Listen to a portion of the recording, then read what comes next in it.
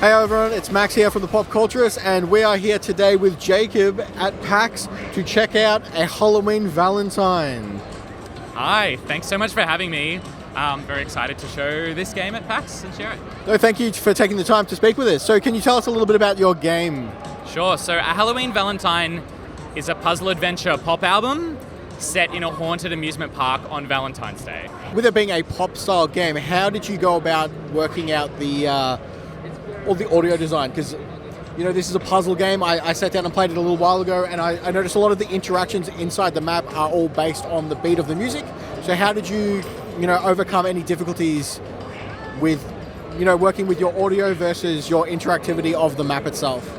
Sure, well, I mean, it's very, very deeply integrated, and to kind of get the design and mechanics that we have at the moment, I locked myself in a room with a couple of other developers who are wonderful collaborators, and I really, really pushed them, and we pushed each other to try and find a rhythm mechanic that was simple, very accessible, connected to the music, but not too difficult. So it's very much a music game, or I would actually say it's very much a puzzle game with music and rhythm elements to it. So they're very much a high-level interaction, and that was a real goal we had in our design sessions, to focus on the puzzles as the challenge, and then just kind of like softly integrate the music.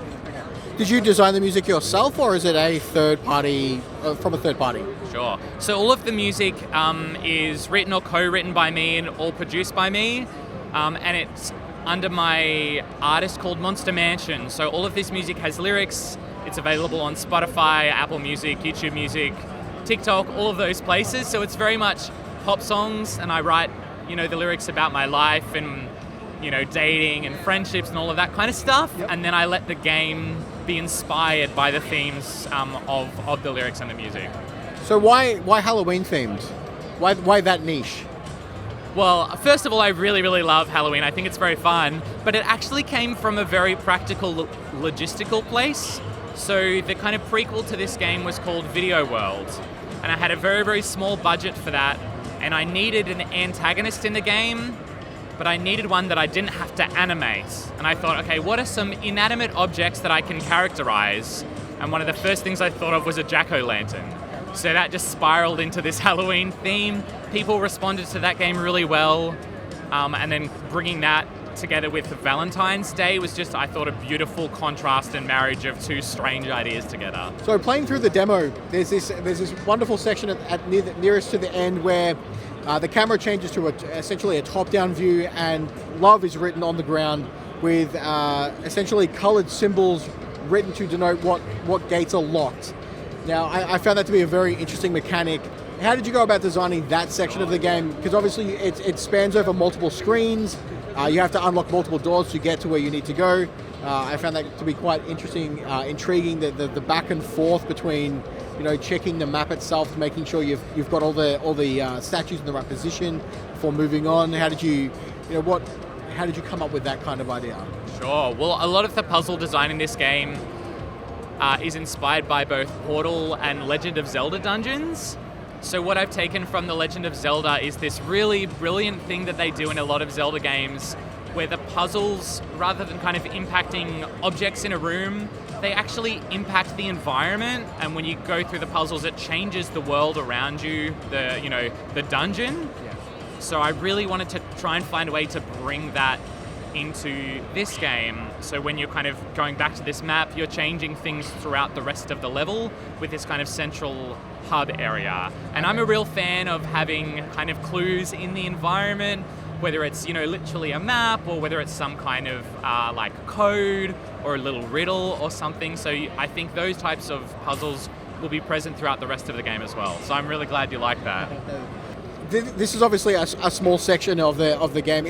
Will it be set up as a level by level system, or is it going to be open to a degree? It's going to be level by level, and a good kind of reference to games like Banjo-Kazooie, where there's kind of, and also Mario games, where there's a bit of a hub world that's a little bit free, and you have a choice of what levels kind of to do in what order, but you're a little bit restricted. So you might have a choice of 3, you can do them in any order, then you'll unlock kind of the next set of levels, but it's very much a progression through the world progression through the story, and progression through the album of music, album of songs. Oh, that's excellent. How long have you been working on this? It's been in serious development for maybe 4 months or so. We were really lucky enough to receive funding from Vic Screen and Screen Australia, which are local and national funding bodies. Prior to that, there'd been a couple of months of prototyping, and of course we took some of the art assets and ideas from the previous title, Video World. So altogether, I would say maybe half a year. I've noticed it's available to wishlist on Steam at the moment. What kind of do you have a release window in mind yet of where you're looking to release the title? Yeah, we're looking to release it at the end of 2023, early 2024. It will be coming to Steam, and you can wishlist that now, but it will also be coming to PlayStation, to Nintendo Switch, and to Xbox. Oh, that's fantastic. Being a PlayStation show, as we mentioned earlier, it's great to hear because